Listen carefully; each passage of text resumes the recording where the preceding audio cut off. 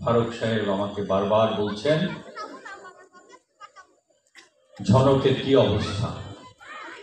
একটু পরে আমাকে তখন রাত ১২টা কি ১:৩০ বাজে, তখন বলল ডাক্তাররা বলেছে জনকের অবস্থা সংকটাপন্ন, ডাক্তাররা রিস্ক নিতে চাচ্ছে না, তাকে ঢাকায় বেটার হসপিটালে ভর্তি করতে বলছেন। ফারুক সাহেব খুব চিন্তিত, আমাকে বলল তাকে কোথায় ভর্তি করা যায়। আমি বললাম যে হসপিটালে আমি চিকিৎসা নেই, যে হসপিটালে আমার স্ত্রী ছেলেমেয়েরা চিকিৎসা নেয়, ঝনকের চিকিৎসা সেই হসপিটালে হবে, তুমি এই ইউনাইটেডে পাঠিয়ে দাও। ইউনাইটেড হসপিটালে পাঠিয়ে দাও, সাথে ৫০,০০০ টাকা দিয়ে দিও। ফারুকের সাথে মাঝামাঝি আমি ঢাকা থেকে ফিরছি, তার সাথে মাঝামাঝি কথা হচ্ছে। আমি এর মাঝে ঝনকের স্ত্রীর নাম্বারটা ফারুক সাহেবের কাছ থেকে নিলাম, নিয়ে আমি ঝনকের স্ত্রীর সাথে কথা বললাম। আমি যখন বলতে পারি আমি একে আজাদ, অ্যাম্বুলেন্সের মধ্যে থেকে উনি মহিলা এমন জোরে একটা চিৎকার দিলেন, বলে আমার স্বামীকে আপনি বাঁচান।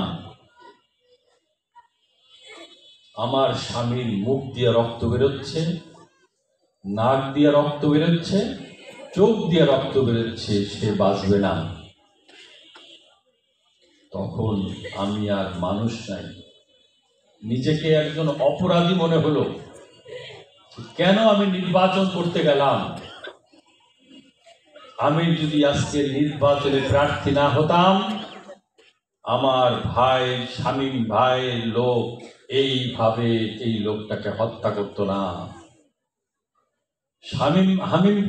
শামীম ভাই বিনা ভোটে নির্বাচিত হয়ে যেতেন, কারণ প্রতিদ্বন্দ্বিতা করার মতন কেউ ছিল না। আমি সবকিছুর কাল, তাই আমাকে সরাতে পারে নাই, ঝনককে সরিয়ে দিচ্ছে, ওই স্কুলের শিক্ষককে সরিয়ে দিচ্ছে। নিজেকে একজন অপরাধী মনে হলো। আমি তার নামটা জেনে নিলাম, ঝনকের স্ত্রীর নাম পারভীন। নিজেকে সামলে নিয়ে বললাম, বোন, আপনার স্বামীর সর্বোচ্চ চিকিৎসা হবে, দরকার হলে আমি তাকে বিদেশে পাঠাবো। আমি জিজ্ঞাসা করলাম গাড়িটা, অ্যাম্বুলেন্সটা কতদূর পৌঁছেছে? বলল যে আমরা কেরানীগঞ্জ পর্যন্ত গেছি। নিজের মধ্যে ভয় হচ্ছিল, কখন শুনবো ঝনক মারা গেছে। মনে হচ্ছিল নিজে যদি অ্যাম্বুলেন্সে আমি নিজে চালাতাম, হয়তো অনেক বেশি স্পিডে চালাতাম, তাড়াতাড়ি পৌঁছতে পারতাম হসপিটালে। বারবার আমার বাসার সিকিউরিটি, এর মধ্যে আমি ফরিদপুরে পৌঁছে গেছি, আমার বাসার সিকিউরিটি অফিসার থাকে, একজন অফিসারকে দাঁড়া করে রাখলাম, হসপিটাল ইমার্জেন্সিতে তুমি গিয়ে দাঁড়াই থাকো। কেন? আমাদের ফরিদপুরে সাধারণ মানুষের বেশভূষা দেখা বড় বড় হসপিটালে অনেক সময় ভর্তি করতে চায় না, যে টাকা দিতে পারবে না। সেই কারণে আগের থেকেই বলবে যে এটা আজাদ সাহেবের পেশেন্ট, টাকা পয়সা আজাদ সাহেব দিবে, আপনি ভর্তি করেন। আমি বারবার, একবার পারভিনকে ফোন করি, আর একবার সিকিউরিটি অফিসারকে ফোন করি, রুগী পৌঁছছে কিনা। যখন রুগী পৌঁছল তখন 3:30 বাজে। আমার আরেকজন অফিসার, আর্মি অফিসার আমার সাথে ছিলেন, উনি বললেন, স্যার আপনি ঘুমাতে যান, আমি ব্যবস্থা নিচ্ছি, আমি ফলো আপ করব।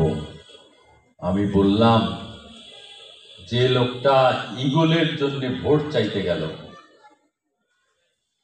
ইগলকে জয়ী করতে চেয়েছিল, সে এদেশের কর্মহীন মানুষকে কর্মসংস্থান হবে এই প্রত্যাশায় আজাদ সাহেবকে জয়ী করতে চেয়েছিল, আজকে সে বেঁচে থাকবে না দুনিয়ার থেকে চলে যাবে, এই অবস্থায় আমি কি ঘুমাইতে পারবো?